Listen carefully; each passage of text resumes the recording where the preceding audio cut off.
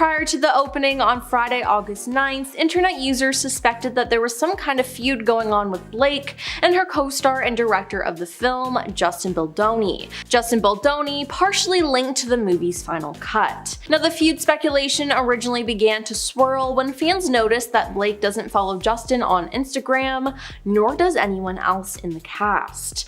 Now, eagle-eyed fans also pointed out that Justin was noticeably absent from joint press events for the movie, and there was no big cast photos from the New York City premiere. Now, some creators on TikTok claim tensions began when Lively brought her husband Ryan Reynolds to help on the film's creative direction despite Justin's directing. Blake added her own fuel to the fire when she revealed that her husband Ryan wrote part of the rooftop scene in the film. The iconic rooftop scene, "My husband actually wrote it. Nobody knows that but you now," Blake said. Now, apparently this is normal, as Blake has said that we help each other. He works on everything I do, I work on everything he does, so his wins, his celebrations are mine and mine are his.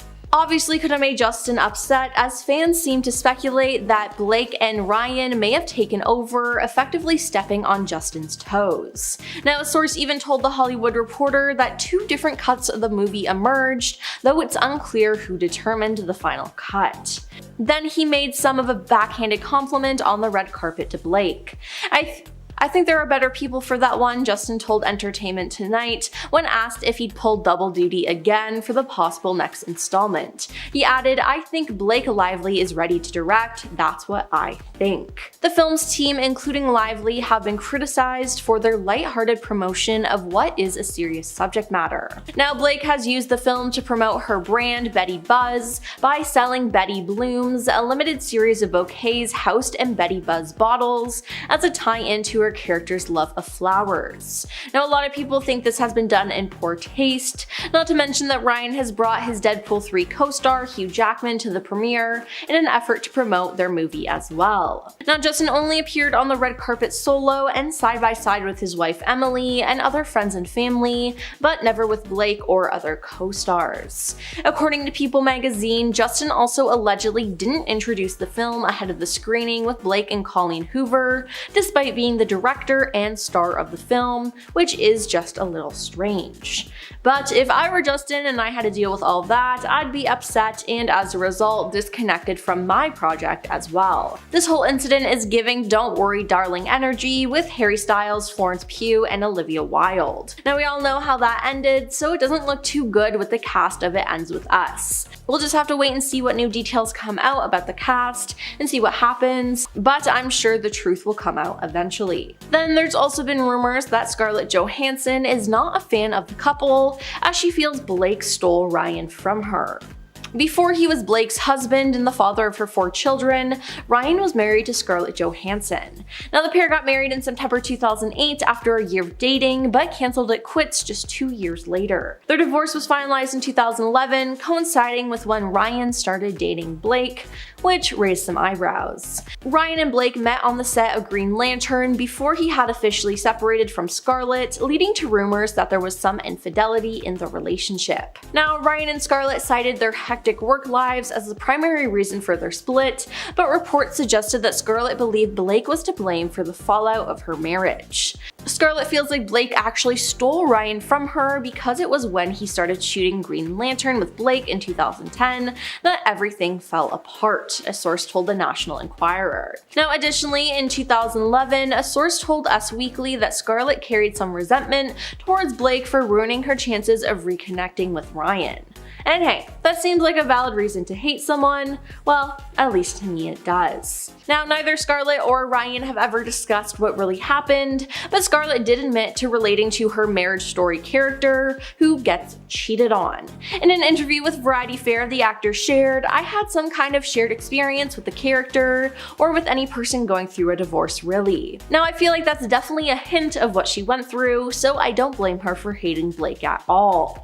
Then in 2022, Deadpool actor TJ Miller slammed his co-star Ryan Reynolds, claiming he was horrifically mean on set and that he would never work with him again.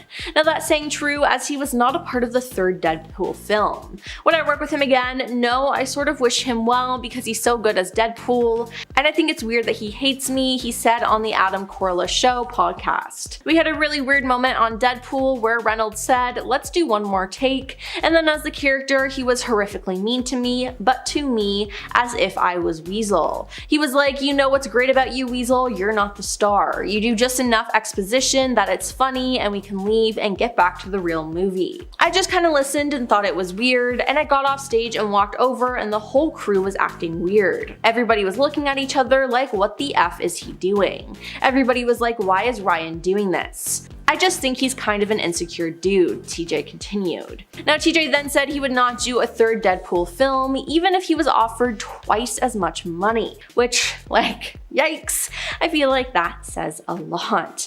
Now he continued on by saying, "I think he should make a Deadpool 3 and continue to make movies. I just think he doesn't like me," and I thought it was weird how he expressed that. Now the actor went on to give his opinion on Ryan's wife, Blake Lively, who was expecting their 4th child at the time, and their relationship.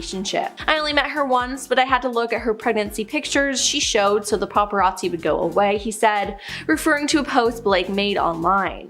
"Their public image is very well curated. That's really all I know to say about that. The brand is likable." But I guess it wasn't really likable to him. And finally we have Leighton Meester. Leighton starred alongside Blake in the teen drama Gossip Girl, but it appeared that the two who played best friends on the show were not nearly as close in real life. Various sources, including one of the show's creators, revealed that Lively and Meester did not get along between takes. In 2008, as Gossip Girl entered its 2nd season, New York Magazine reported that the two actresses avoid each other like the plague, according to a source. The outlet also reported on a Daily News piece that hinted at the woman's strained relationship, suggesting one actor felt like she was being replaced by the other as the show's main star. Additionally, according to a Harper's Bazaar report, Leighton felt like Blake was too self-centered. Now the feud narrative was somewhat confirmed by one of the show's executive producers, Joshua Safran, in 2017. But they were not friends like Serena and Blair, citing personality differences as the primary reason. In the years following the conclusion of Gossip Girl, many cast members have reunited, except for Blake and Leighton. So it appears that there really was some type of feud between them. While people have been praising Blake and Ryan's relationship for years, it appears that some people are turning on the couple and trying to expose them for who they really are. Emma Roberts' co-stars said she acted like a spoiled Nepo baby on set when she refused to talk to extras and ordered other celebrities around. Now, one of the worst instances of this is what she did to her American Horror Story co-star, Angelica Ross. Angelica claimed that Emma could be a bully presence on set, once going as far as to misgender her in front of a director. Now, Angelica first spoke out about the alleged incident during an Instagram Live. "I'm standing in front of Emma talking to her like this, and she's in front of me, her back against the mirror. She goes, 'John, Angelica's being mean,' she claimed, seemingly referring to the American Horror Story director John J. Gray. Angelica claimed that Gray then said, 'Okay, ladies, you know that's enough. Let's get back to work.' Now the actress continued saying that Emma then looks at me and she goes, 'Don't you mean lady?' Now Angelica said that she feared retaliation if she reported the alleged incident. Angelica admitted that she no longer spoke to Emma after the alleged on-set encounter.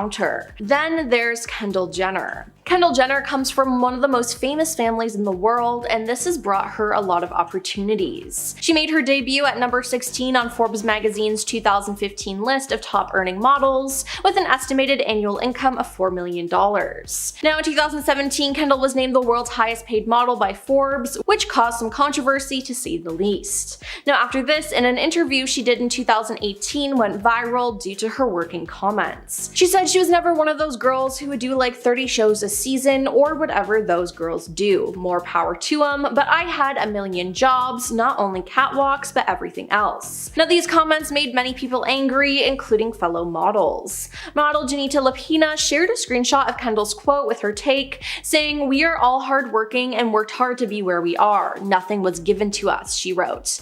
Now Lapina also posted an Instagram story of herself during a shoot, writing, "I gotta work," with the hashtag I'm not Kardashian. Moving on to Jamie Lynn Spears. Jamie Lynn Spears didn't get her fame from her parents, but from her sister Britney Spears. In February 2002, at age 11, Jamie Lynn made her acting debut in the Paramount Pictures drama film Crossroads, which starred her sister, Britney Spears. Now following this, she got her own Nickelodeon show, which was ultimately cancelled after she got pregnant.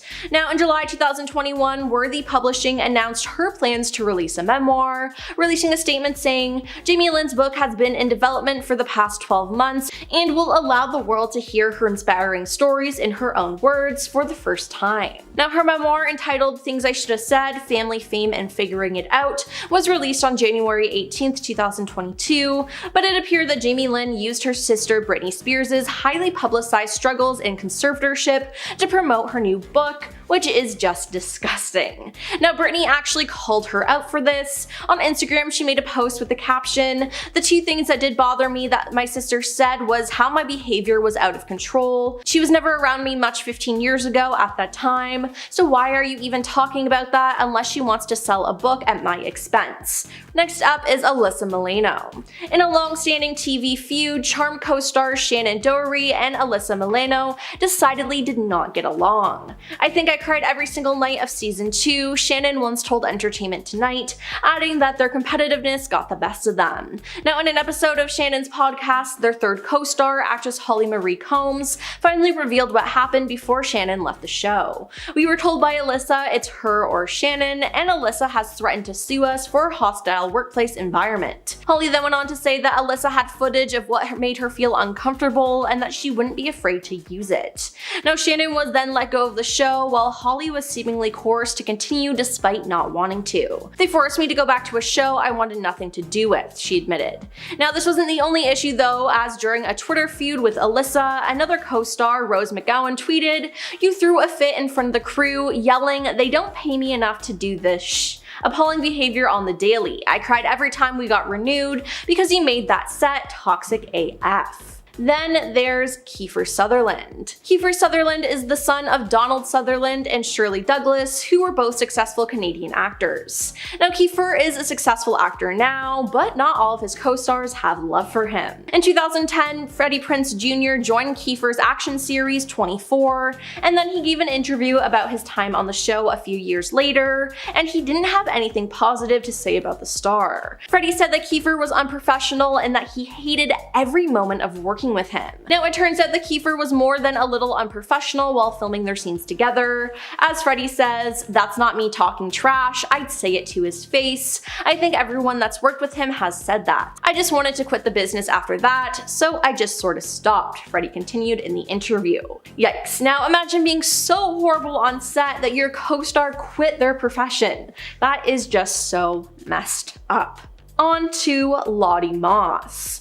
Lottie Moss is a model who, through her father, is the younger half-sister of model Kate Moss, and that's how she's garnered her fame. Now she had a modeling career as a teen and she now does OF, but it seems like she hasn't put two and two together in terms of people who don't have those advantages being resentful of those who do. Now amid the conversation about the Nepo baby backlash, Lottie took to Twitter not to defend herself or her fellow Nepo babies, but to attack regular people. She said, "I'm so sick of people blaming nepotism for why they aren't rich and famous or successful. Obviously, it's not fair that people who come from famous families are getting a leg up because of that, but guess what? Life isn't fair. If you put your mind to something, you can accomplish anything. So instead of being negative about other people's success, go and try to create your own." Now, according to The Insider, Kate finds it all highly embarrassing and would rather not be associated with her.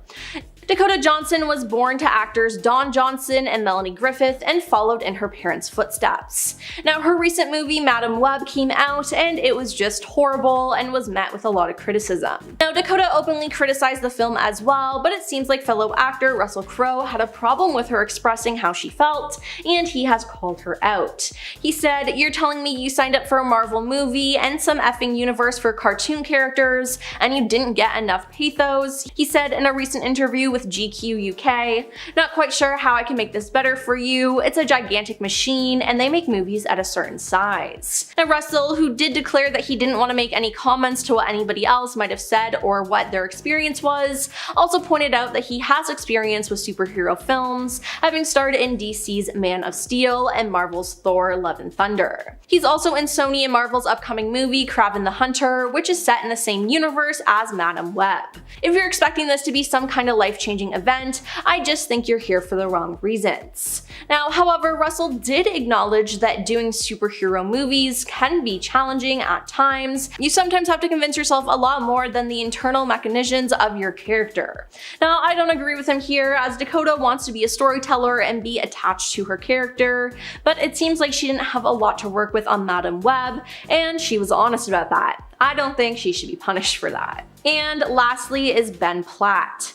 Ben Platt began his acting career in musical theater as a child, as he is the son of Julie and Mark Platt. Now, his father is a film, television, and theater producer whose credits include Legally Blonde, Into the Woods, La La Land, and the musical Wicked. Now, Ben has been linked to the musical Dear Evan Hansen, where he played the lead role from 2015 to 2017. Then it was announced that a film version of Dear Evan Hansen would come out in 2021, and guess who was producing it? Ben's father, Mark. So of course, Ben once again took on the role of Evan Hansen, but once the trailer dropped, people called out Ben, who was 27 years old at the time, for playing a high schooler. Now, the movie tried to do CGI on him to make him look younger than he really was, but overall it was just really weird. People on the internet also said it was nepotism that got him the role. It could have been a perfect opportunity to give a new young actor a leading role that would change their lives, but Ben took it for himself, all because his father produced it. Now, Ben does not like discussing that he's a nepotism baby at all.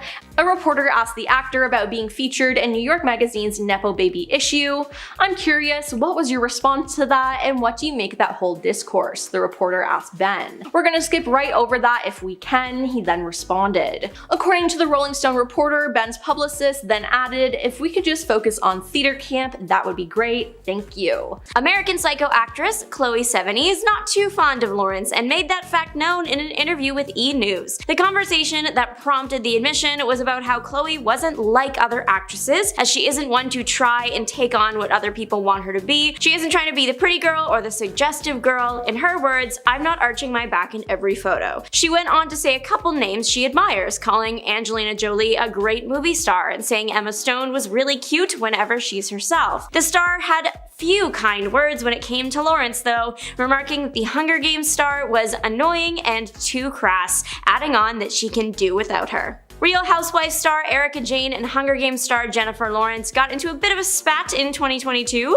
Jennifer Lawrence is a big fan of reality TV. This is a fact that she has made known over the years, so that means she gets asked a lot of questions about it on red carpets, her opinions on certain shows, things like that. It's usually questions about the reality shows that gets the star in hot water, and we will cover more examples in this video, but for Real Housewives, this feud with Erika was sparked in 2022 right here in Toronto. Lawrence was in the city attending the Toronto International Film Festival for her film Causeway. While on the red carpet, Lawrence was interviewed by Variety. They asked what she thought about the current season of Real Housewives. Lawrence's answer: she found it kind of boring, and she thought Erika was evil. I would go as far as to say she needs a publicist ASAP. These comments, of course, grabbed Erika's attention. Erika made an appearance on Watch What Happens Live shortly after, where she was asked what she thought of all this, and she responded, "Well, you know, it's easy to label people when they are at their absolute lowest going through something in real time on television. I'm sure that we could unmask the ugly parts of her personality as well." The feud between Miley Cyrus and Jennifer Lawrence started because of a love triangle around the time when the Hunger Games movies were being filmed.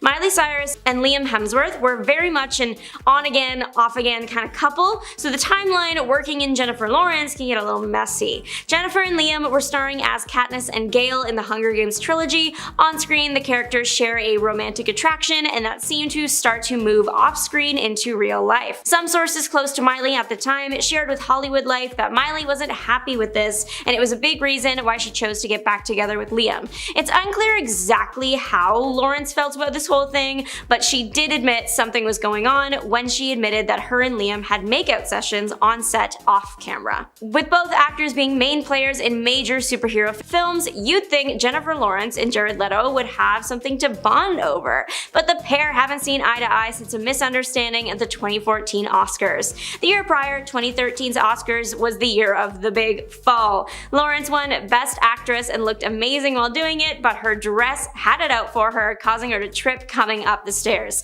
This led to one of the most iconic Oscars moments ever, Lawrence's Disney princess fall. Lawrence handled it like a champ. She made the audience laugh with her signature humor, and it seemed people were still laughing even a year later.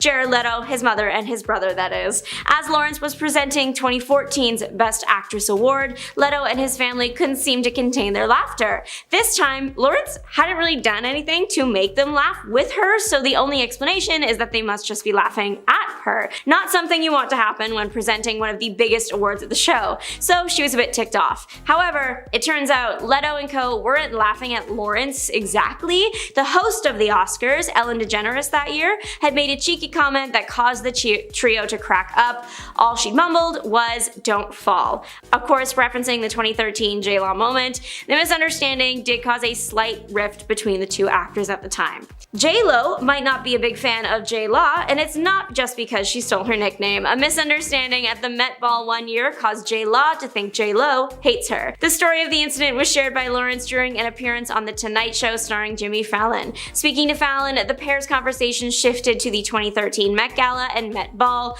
Lawrence sharing her encounter with the Jenny from the Block singer. Jennifer alleges that J-Lo refused to dance with her. J-Lo did try and clear the air during her own appearance on The Tonight Show shortly after. She explained that she wasn't rejecting Jennifer Lawrence because it was Jennifer Lawrence, but because the dance floor was super crowded and wild at the time. Fallon was actually there and had originally made a plan with Lawrence to ask J-Lo to dance, but bailed. To make it up to J-Lo and J-Law, he asked Lopez to dance on the show, and she accepted. Reality TV personality Spencer Pratt made it crystal clear how he feels about the Hunger Games star and her destructive habits. In the September 2017 issue of Vogue, Lawrence discussed how her house was flooded, and also why she thinks it flooded in the first place. In the magazine interview, Lawrence says that the flooding happened almost right after she had just thrown out a bunch of crystals and crystal balls she'd found in her house. Sounds suspicious. It was what Lawrence said about throwing out the crystals that sparked the feud between her and Pratt. Sharing the story of her move, Lawrence said, "When I first moved in, the house was crystalled out, crystals everywhere and geodes, and I was like, please get rid of these. I don't want people to come over here and think I'm a crystal person. I hate crystals." One thing about Spencer Pratt is that he loves crystals, carries some on him at all times even, so he was convinced that the crystal people Lawrence was talking about was him. He made these claims and more during a Facebook Live series called The Morning Breath. On the show, he said, "She was talking about me in Vogue like 100%. I'm the crazy crystal person she's clowning." He also revealed that he was just diagnosed with a new skin condition, which he also blamed on Lawrence, saying she caused it using voodoo and spells. Pratt said Lawrence was at the top of his beef list and that he was disappointed in Lawrence since she claimed to like the reality TV show he was on, The Hills. I mean, if Jennifer Lawrence watches a lot of that show, maybe she was referring to Pratt when talking about the crystal people, but I don't think we'll ever know. There was one time when Jennifer Lawrence and Kris Jenner got so close, Kim Kardashian started getting jealous. Lawrence has been a fan of reality TV for a very long time, we know that, so it makes sense that she also tuned into Keeping Up with the Kardashians and grew to love the show. One time, when Lawrence had apparently seen Kris Jenner in a lobby, she yelled across it to Kris that she loved the show. Soon, Lawrence actually properly met the family and grew to be a very close friend. Kris even started referring to Jennifer as one of her kids. Most of Kris's actual kids didn't have a problem with this, except Kim K. Around the time when this was happening, a source close to the family claimed that Kim viewed herself as Kris's favorite, but when Jennifer started getting closer to the family, she was getting jealous because Jennifer was getting so close to her mom. Allegedly, she felt like Jennifer was becoming her favorite. It seems that is now all water under the bridge, as Lawrence is just a super close family friend. Lala, Kent, and Jennifer Lawrence have not been buddies since some serious name-calling a few years ago. Jennifer Lawrence made an appearance on Watch What Happens Live with Andy Cohen and said some pretty controversial comments about Vanderpump Rules star Lala Kent. Lawrence called Kent a runt, but with a C, on live TV because she is friends with the people she considers enemies, and to Lawrence that just feels very fake of her. When Lawrence referred to Kent as a runt, she meant it in a joking manner, but it's also understandable that Kent did not take it that way. Taking to her ex social media account, Kent posted and then ended up deleting 3 tweets directed towards the Hunger Games Games star. Of course, screenshots exist of these tweets and they read as followed. Did Jennifer Lawrence really just call me a runt on Bravo Watch What Happens Live and talk about my mama? You better pray I don't see you in the streets. You're one of the highest paid actresses on the planet. You claim you are pro-woman and you call another woman a runt? You're gross. Later reflecting on the moment, Kent expressed that more than anything she felt disappointment. Speaking on it, Kent said, "No one wants to be called the C word, especially by an A-list celebrity on national television. I was such a huge fan of hers and it bummed me out," adding on that Lawrence should leave the trash talking to the people that do reality TV. Joan Rivers is known for her show Fashion Police, and that show is exactly the reason why she and Jennifer Lawrence didn't see eye to eye. While on the promo tour for Hunger Games Catching Fire, Lawrence was asked to speak on body positivity. Her response to the question included the show Fashion Police and how they encourage body shaming. Joan Rivers, the host of Fashion Police, did not appreciate Lawrence's comments and shared her thoughts on Twitter. The most iconic of the various tweets was the one referencing Lawrence's famous fall at the Oscars. The tweet reads, "Wait, it just dawned on me why Jennifer Lawrence fell on her way up the stage to get her Oscar. She tripped over her own arrogance." Not condoning anything here, but Joan ate with that tweet. Her other tweets compared Jennifer's attitudes towards the show now to what she would say before. One reading, "It's funny how Jennifer Lawrence loved Fashion Police during award season when we were complimenting her every single week." Another reading, "But now that she has a movie to promote, suddenly we're picking on all those poor helpless actors." Joan Rivers unfortunately passed in 2014, but the show carried on until 2017. A historic pop culture moment between Lindsay Lohan and Jennifer Lawrence was spawned due to a 2015 comment. Lawrence appeared on The Late Show with Stephen Colbert in December of 2015 to promote the movie Joy. The pair's conversation shifted to Lawrence's illness while shooting the movie in Boston. The host asking her just how sick she got, Lawrence responded with the controversial comment about Lohan, saying, "She gets Lindsay Lohan-like exhaustion, only without the substances." A year prior to the interview, Lohan did an honest interview with Oprah discussing her addictions and how she is doing, so the comments from Lawrence were not appreciated at all. Lohan's sister responded to the comments directly using her Twitter account, calling out the Hunger Games star, saying she was disappointed in her. Lindsay responded more indirectly with a quote from a Maya Angelou poem, "Still I Rise," and thanking her sister. She finished off her message with, "Maybe who you're referring to should learn to support others like #Maya Angelou." This isn't the first time shade has been thrown. Lohan did an interview in 2014 where it's thought she implied that Lawrence used intimate means to get to the top. She also told the magazine she's so fake. When Lawrence won the Golden Globe in 2013, beating Meryl Streep, in her acceptance speech, Lawrence referenced the movie First Wives Club, saying, "I beat Meryl." However, if you don't know the movie, you might take that statement the wrong way, which is exactly what happened with Lohan. The Mean Girls actress took to Twitter to share her thoughts on the situation, tweeting, "No one should ever mess with a legend such as Meryl Streep." Now starting off strong, we have Kim Cattrall. The two stars may have played good friends on Sex and the City, but it turns out Kim and Sarah were nowhere as close in real life. Rumors of bad blood between the two co-stars began when Kim refused to participate in a third Sex and the City movie. Then in an interview in 2018, Kim called out Sarah in particular. She said, "I really think she could have been nicer. I don't know what her issue is. I never have." Things escalated even further in 2018 when Sarah offered her condolences to her co-star after Kim's brother passed away, and Kim responded with a bitter Instagram post dismissing Sarah's words. "I don't need your love or support at this time, at Sarah Jessica Parker. You are not my family. You are not my friend," she posted. Now Sarah, however, dismissed the idea that there was ever a catfight in an interview with Vulture that same year. "I've always held Kim's work in high regard and always appreciative of her contributions." Now in the reboot of the show, and just like that, Kim wasn't asked to be a part of the revival, even though it features almost every series regular from the original show. Now in the season 2 finale though, Kim did join the show and reprise her role, so who knows if their relationship is better now. Then there's Anya Taylor-Joy. Okay, so these two didn't work together, but they had an extremely strange encounter that I just had to share. Actor Anya Taylor-Joy was once such a fan who approached Sarah Jessica Parker, and she was a little embarrassed by the interaction, recounting the story during an appearance on the Drew Barrymore show in November 2022. "I was going through a really bad breakup and I was like, hey, I just have to tell you, like, I've been watching you and Big and it's giving me hope, Anya explained. And she was like, oh, that you'll get back together? And I was like, no, that I will survive, that I can like move on from this and that it will be okay. Now, apparently Sarah didn't take too kindly to this and said, okay, I'm gonna get in my car now. Of course, it remains unknown why Sarah wasn't quite sure how to respond to Anya's comments about Keri and Big. She could have just said, oh, I'm so glad, and carried on. But being caught off guard was probably the reason for this strange response, and Anya admitted to feeling pretty awkward about the exchange. The star did precursor her story by telling Barrymore, it was a really bad moment for me, suggesting the meeting wasn't all that she hoped it would be. Yikes.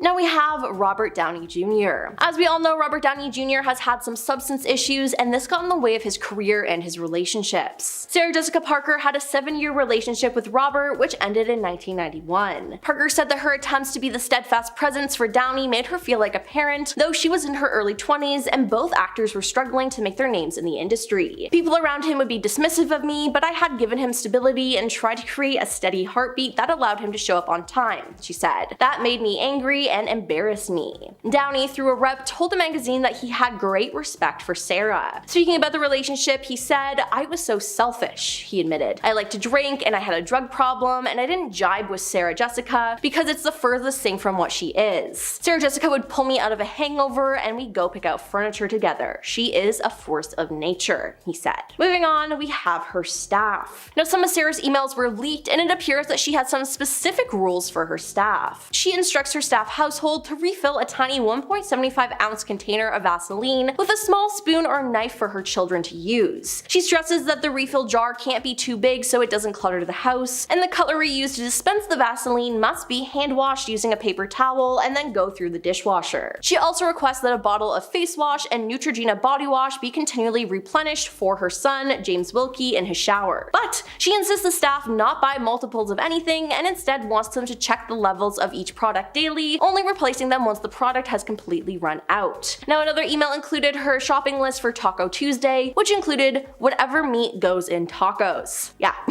Then when the New York family had pink eye, she sent the team specific instructions on how eye drops should be given to her 8-year-old twin daughters at the time, Tabitha and Marion, including how hard they should blink. Yeah.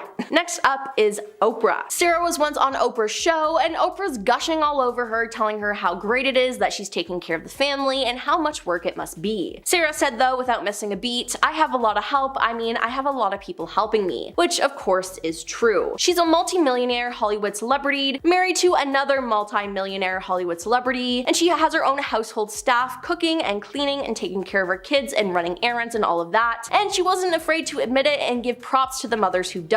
But Oprah wasn't having it. Oprah doesn't like it when it's pointed out that very rich, pampered celebrities have it a whole lot easier than regular people who do actual work for a living. Now, Oprah kept trying to get Sarah to admit that being a mother was a lot of hard, difficult, grueling work, and Sarah just wouldn't say that. She kept saying that it's not that hard when you've got a big staff of people helping. Seems like Oprah doesn't like her for telling the truth. And finally, we have all her Sex and the City co-stars. Now, fans of Sex and the City have always adored the chemistry between the show's 4 main characters, but Jessica's Keri remained the lead throughout the duration of Sex and the City, and this was allegedly reflected in their salaries. According to Us Weekly, Sarah was reportedly earning as much as $3 million per episode, while her castmates were allegedly taking home approximately $350,000 an episode, which is just crazy. Now, the spin-off, And Just Like That, sees the trio reportedly taking home $1 million per episode, proving that negotiations had moved a lot since 2004. Now, during an appearance on the Origins with James Andrew Miller podcast, executive producer Michael Patrick King defended the disparity, saying, the show doesn't exist if Sarah Jessica wasn't the blonde star of the show. I guess for Kim it didn't matter how much the raise became if there was never parody, but there was never going to be parody. Yikes. I cannot imagine doing pretty much the same amount of work as someone, but they're getting paid 10 times more than me. Now, that's honestly just disgusting, and I can't believe Sarah's co-stars put up with that. First off, we have Taylor Swift. Swift and Beyonce seem to be on good terms now, constantly photographed at award shows together and supporting each other's concert movies, but years ago, Taylor and Queen Bee had some tension formed between them by Kanye West, as Taylor Swift was giving her Best Female Video Acceptance speech for You Belong With Me at the 2009 MTV Awards. Kanye Kanye went on stage, took the microphone from her and said, "Yo Taylor, I'm really happy for you, I'm gonna let you finish," but Beyonce had one of the best videos of all time. One of the best videos of all time, referring to the music video for Single Ladies. As the live audience booed him, Kanye handed the microphone back to Taylor, shrugged his shoulders, and walked off stage. Next up, we have Keri Hilson. The beef started back in 2009 after Keri's Beyonce diss track surfaced. "Your vision cloudy if you think you the best. You can dance, you can sing, but need to move it to the left," she sang. "She needs to go have some babies. She needs to sit down. She fake. Them other chicks ain't even worth talking about." The R&B singer remained tight-lipped about her alleged 2009 diss track for years, but many believe the "Turning on Me" lyrics mentioned qualities that hinted towards Beyonce. Many believed Keri dissed Beyonce with the lines about moving it to the left, and this seemed to be a reference to Beyonce's 2006 song Irreplaceable. According to a report in Cheat Sheet in 2011, the Keri Hilson Beyonce beef reached newer heights when Keri refused to hold the newest issue of Juicy magazine after noticing Beyonce and Jay-Z were on the cover. The internet then began to hate on Hilson for the evil way she has been treating Beyonce. As the internet hate grew severe and became unbearable, Keri took to Twitter in 2013. The singer wrote,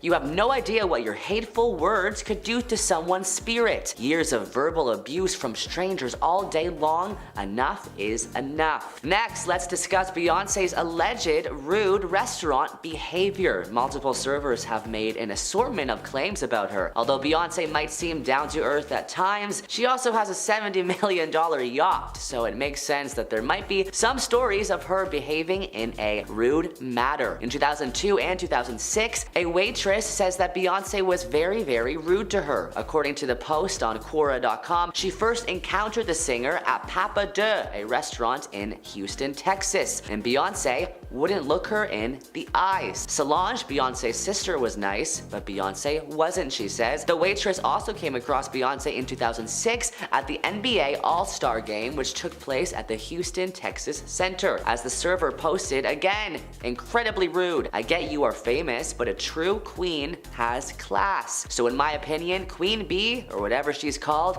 can kiss my you-know-what." There's another story out there about a restaurant order connected to Beyonce. According to LouisvilleFuture.com, Beyonce was signing at the KFC Yum Center in December 2013, and Beyonce and the people working for her ordered a ton of food. Someone who worked for her came into a restaurant called Highlands Buffalo Wild Wings and paid for the $900 bill. The order was 4 salads, 5 burgers, fish tacos, fried shrimp, 20 chicken tenders, more than 100 wings, and more than 100 boneless wings. The problem? Not only did Beyonce's employee not leave any tip, which is impossible to believe when the restaurant bill is almost $1,000, but they weren't polite when ordering either. Mahogany Lucas, the cashier, even gave the employee free food, and there wasn't a tip there either. They said the employee was very rude and demanded the food be ready soon. Next, we have Kim Kardashian, who allegedly is not a fan of Beyonce. It's well known that Beyonce and the Kardashians are not friends, and it's believed the reason for this is because Jay-Z and Kanye's ongoing feud. The power couple didn't attend Kim and Kanye's wedding, despite Jay-Z previously being his mentor and a main player in kickstarting his career. In April 2018, Kanye told radio host Charlemagne that thank God their feud began after the couple snubbed his wedding. According to Page 6, sources told the publication that Beyonce, who keeps most of her family life private, didn't like that Kanye was participating in keeping up with the Kardashians. Beyonce always gives Kanye a lot of grief whenever he does anything for the show, they said. Another source told the publication that Kim and Kanye's obsession with fame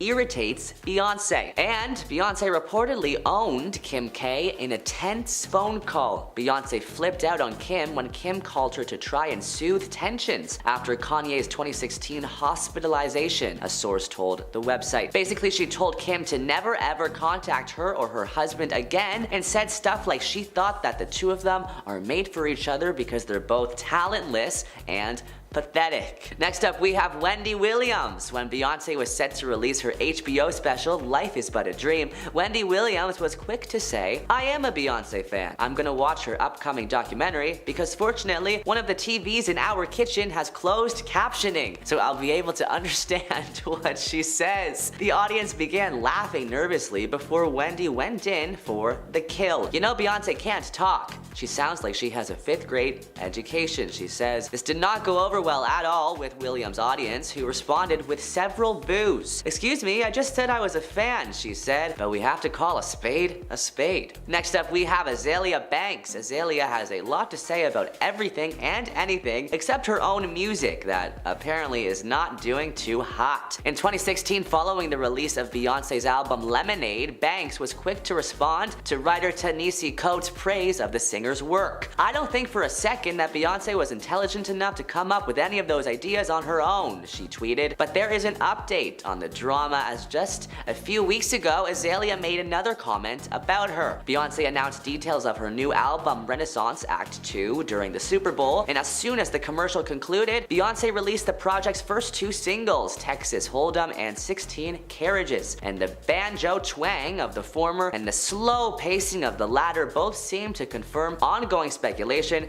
Beyonce was planning on releasing a country-flavored album. Now, Azealia has spoken up, warning her fellow performer that she was making a mistake. In an Instagram Stories post, she said about the new material, "There's nothing country about it. You're setting yourself up to be ridiculed again. There's a theatrical element to country music. The critics are not just going to accept an ugly blonde wig and bullying from Jay-Z. It's giving big-time musical grift. Yes, black girls can make country music," she continued, "but you're just really not hitting the button." Next up, we have the controversial Rudy Giuliani. Rudy Giuliani, the former mayor of New York City, took issue with Beyonce's 2016 Super Bowl halftime show. During the performance, she debuted her single Formation and paid homage to the Black Panthers, Malcolm X, and the Black Lives Matter movement. Giuliani interpreted her show as an affront to law enforcement. "This is football, not Hollywood," Giuliani told Fox and Friends after the big game. "I thought it was really outrageous that she used it as a platform to attack police officers who are the people who protect her and protect us and keep us alive." Giuliani argued that the Super Bowl is for middle America and that the NFL should be providing, quote, "decent, wholesome entertainment" to that audience rather than political messages. Giuliani's criticism of Beyonce received serious backlash